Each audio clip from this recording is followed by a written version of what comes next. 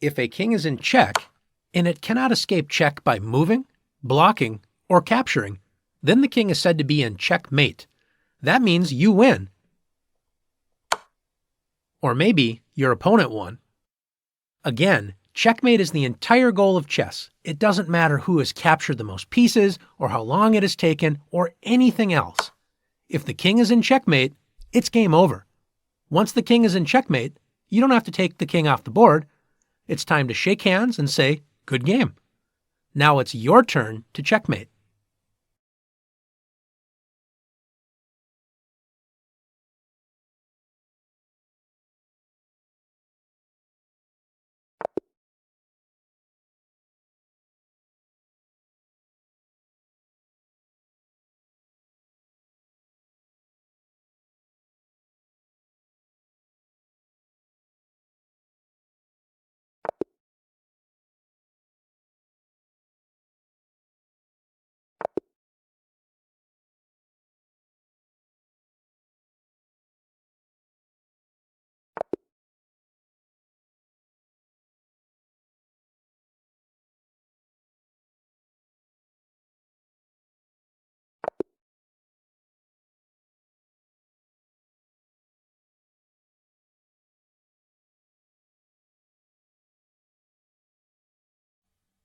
Chess can often be a long game with more than 100 moves played, but it can also be incredibly short if you want it to be.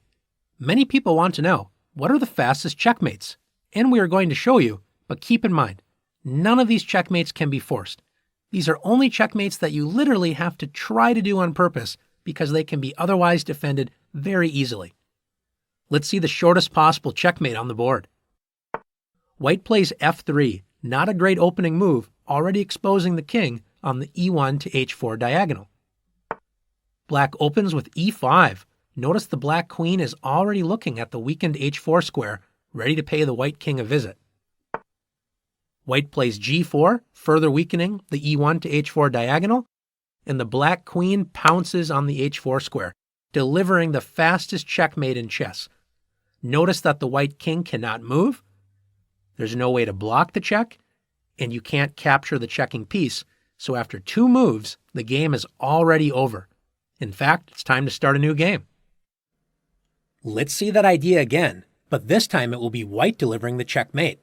After e4, black plays f6, d4, g5.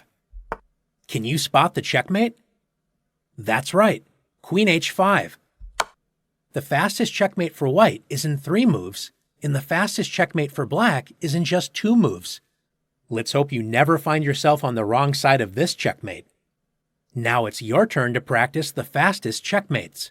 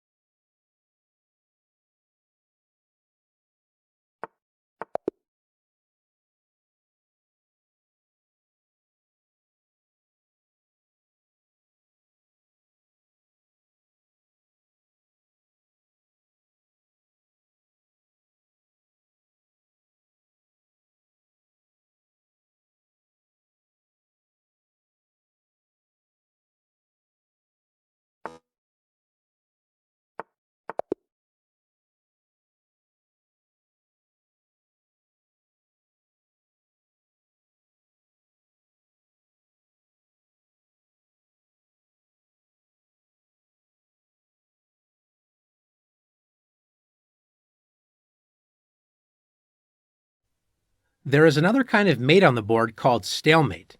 Stalemate is what happens when your king is not in check, but you also have no other legal move on the board. And when this happens, it's a draw and nobody wins. You might be absolutely winning your game and about to checkmate the opponent's king, but if you fall into stalemate, it's a draw. This is best explained with some examples. In this position with white to move, the game would be a stalemate, because white's only piece, the king, does not have any legal squares to move to, and white is not in check. In this position, let's say white plays queen to c2. The queen gets one square closer to the king, but notice black's king is not in check and black does not have a legal move in this position. The position is a stalemate. Remember, in chess, you're never forced to make an illegal move, so black cannot put the king onto a square where it would be captured.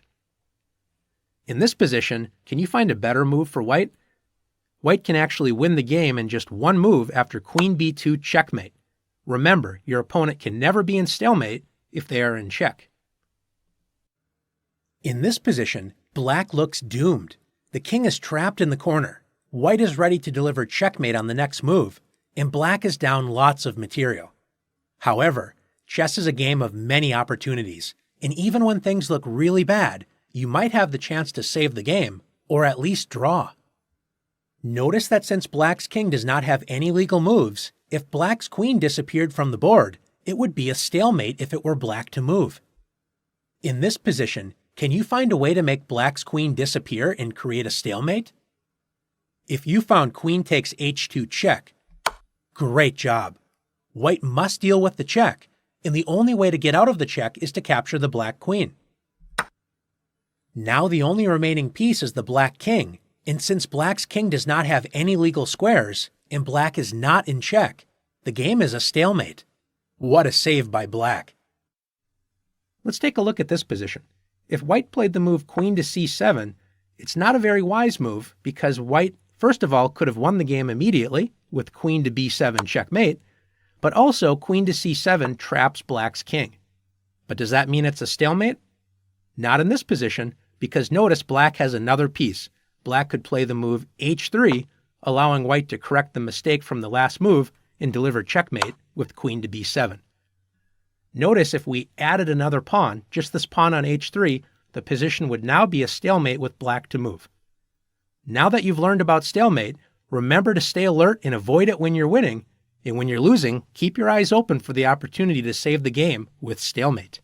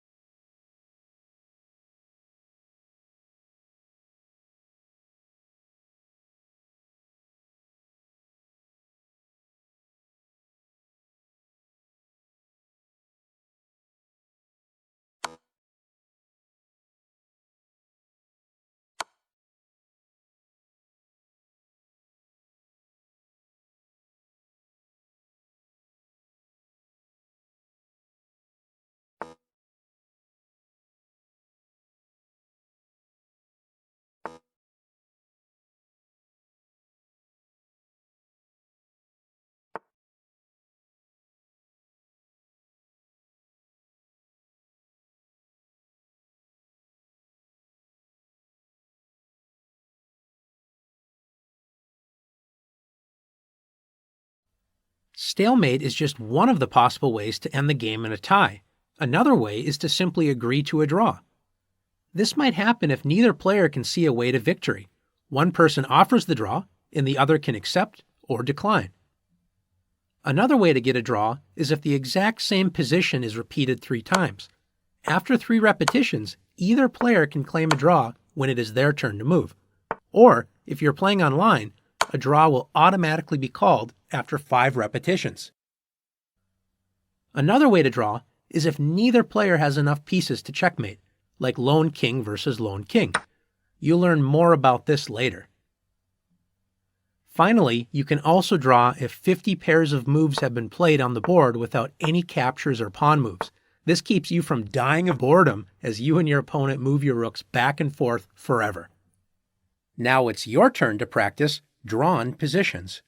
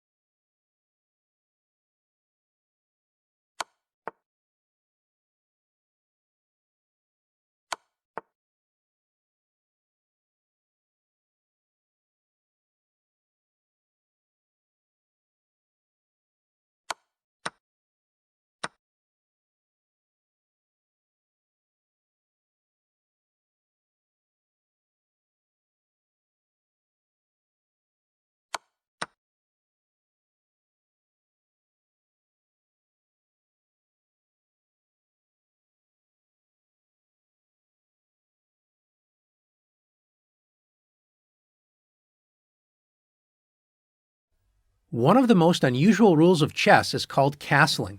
This move was invented to speed up the game and do 2 things at once. When you castle, your king moves toward the safety of the corner and your rook comes toward the action in the middle. You literally are moving 2 pieces at once, but it counts as just 1 move.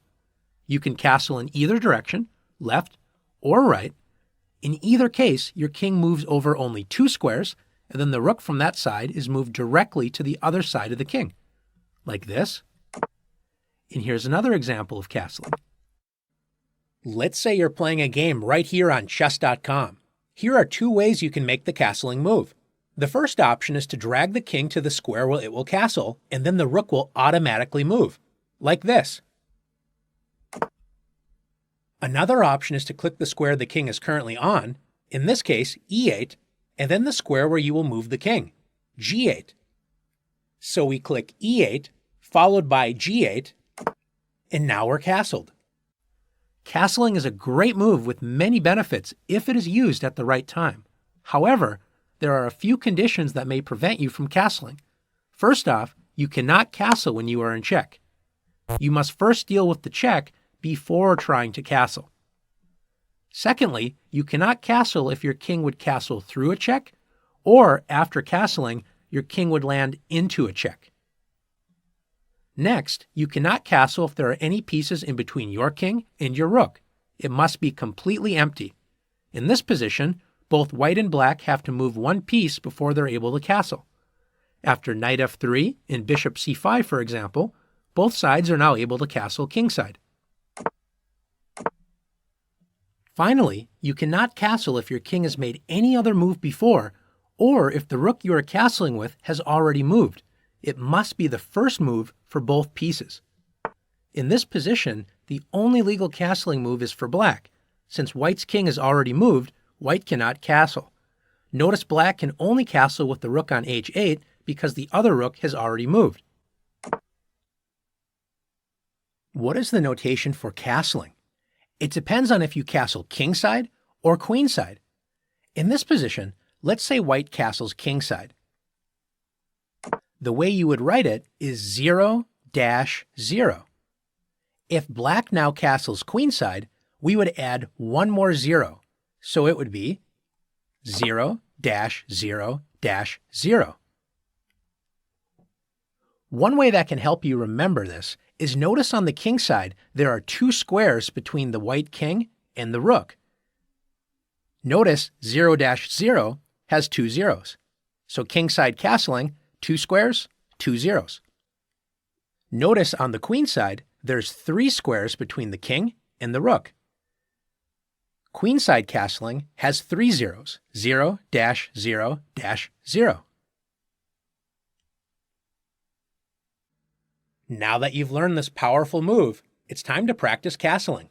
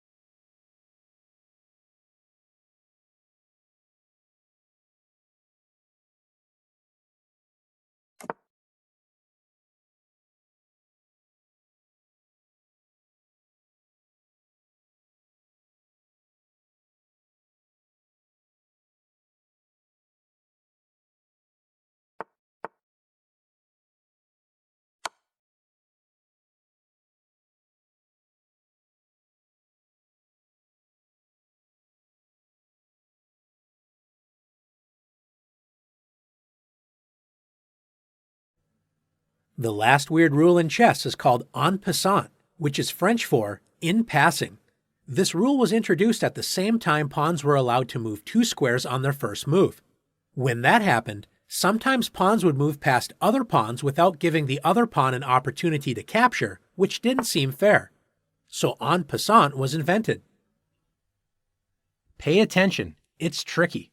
If your opponent's pawn moves forward two squares, which it can only do if it is that pawn's first move, and it lands directly next to one of your pawns, then on your next turn, and that turn only, you have the opportunity to capture that pawn as if it had only moved one square, like this. Let's take a look at that again. If a pawn is moved forward two squares and lands next to another pawn, that pawn can capture the first pawn on its very next move. You move behind the pawn as if it had moved only one square and capture it, placing it off the board. You might get some weird looks if you do this move in a game with someone who doesn't know, but it's an important rule of chess. Now that you've learned en passant, let's have you try it.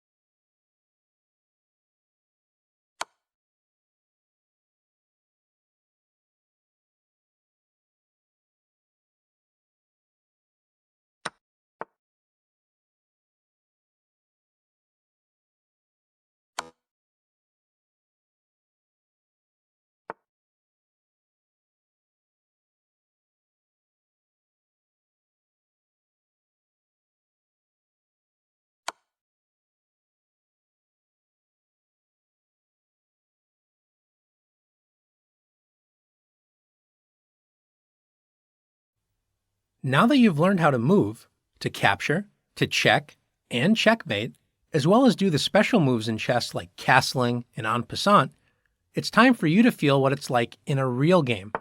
In a real game, nobody is there to tell you what to move. You have to think and decide, what is the right move? Should I move a piece? Or can I capture something? Should I castle? Or try to promote one of my pawns? This is where the thinking part of chess comes in, and you have to try and decide what your best move is. The only way to do this is by looking at the board and considering both your options and your opponent's possible plans, and then trying to decide which move improves your position the most. Sometimes the right move will jump right out at you. Rook h8, checkmate. At other times, you'll have absolutely no idea what the best move is. Let's see if you can find a good move in each of the following positions. Black is currently up 3 pawns, so Black decides to offer a trade of queens, thinking it will be easier to win the game without having to deal with White's queen. Black didn't consider what the queen was doing on the 8th rank. Can you find White's best move? The Black queen gave up protection of the back rank and forgot to ask what checks White has in the position. White only has 1 check, but it's checkmate. If you found Queen e8 checkmate, great job. This checkmate is known as a back rank checkmate. In this position, after Rook a1 check, it looks like Black is about to deliver a back rank checkmate. What is White to do? Well, if White decides to block with Rook e1, notice that doesn't help because after Rook takes e1, it's checkmate. Let's look a little closer. Can you find another White piece that can help us deal with the check? If you found the move Bishop takes a1, great job. The bishop moves all the way from the other side of the board to come to the rescue, capturing the checking piece. Remember, if you can capture a checking piece, this can often be the best way to get out of check. In this position, what do you think is White's best move? If you're thinking Rook a8 delivering a back rank checkmate, you have to remember, it's not just your moves you have to consider, we also have to figure out what is our opponent doing. In this position, White's best move is also White's only move, because notice, White is in check. And in this position, White must deal with the check first and play King h1. Now Black has to be careful and deal with White's threat on the next turn. In this position, can you find White's best move? Notice that we can capture a pawn with Rook takes e4, but then Black is able to do the same thing with Knight takes a7. Remember, when you find a good move, always look for a better move. Don't forget about your pawn on a7. It's 1 move away from reaching the 8th rank. Do you remember what happens when a pawn reaches the other side of the board? That's right, the pawn gets a promotion. Notice the newly promoted queen puts the Black king into check and threatens the knight all at the same time. After King f7, Queen takes c6 wins the knight. It takes time and practice to find the best move. Now it's your turn to continue practicing finding the best move.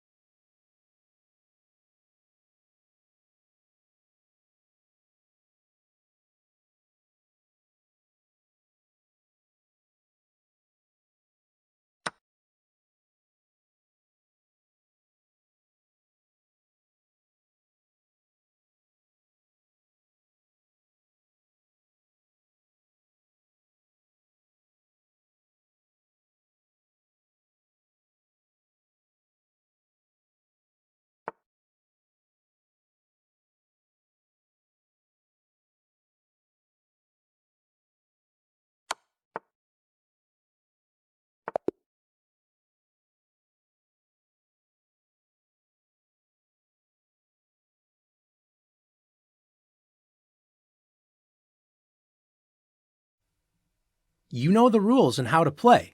But now it's time to see the ideas you have learned put into action in an actual game. In this game, we'll see how two pieces working together can be a powerful force, and that a king surrounded by pieces isn't always safe. Let's take a look. White begins the game with e4, controlling the center and opening up lines for the queen and light-squared bishop. Black plays c6, a move we haven't seen yet. The idea is to prepare the move d5 on the next turn and attack the strong pawn on e4. White plays d4, controlling more space in the center and also opening up the dark-squared bishop. Black strikes back in the center with d5, threatening to capture the pawn on e4 on the very next move. When the opponent threatens to take one of our pieces, it's natural to feel worried. Remember, it's okay to make even trades, such as a pawn for a pawn.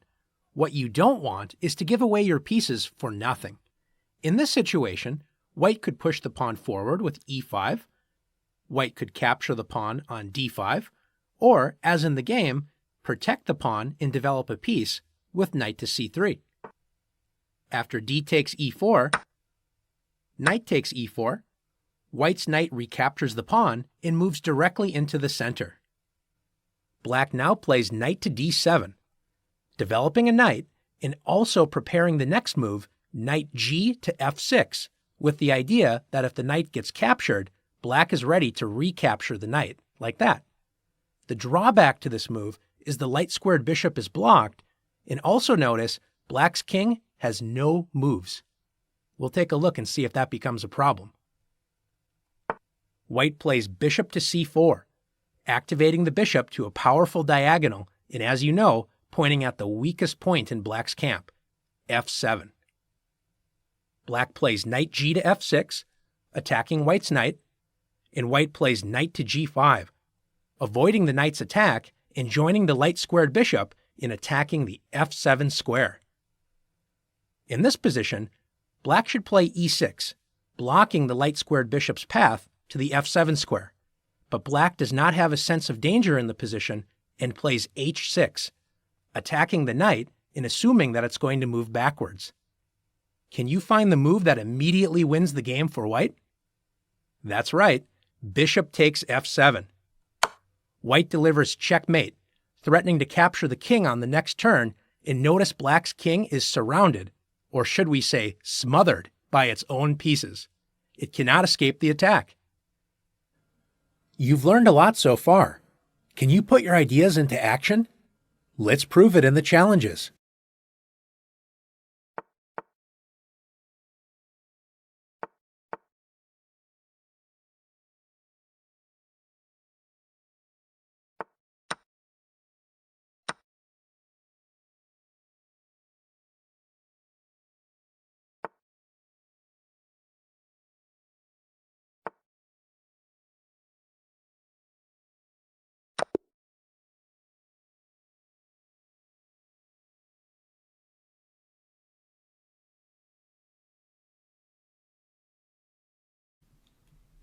Control the center, and you can control the game.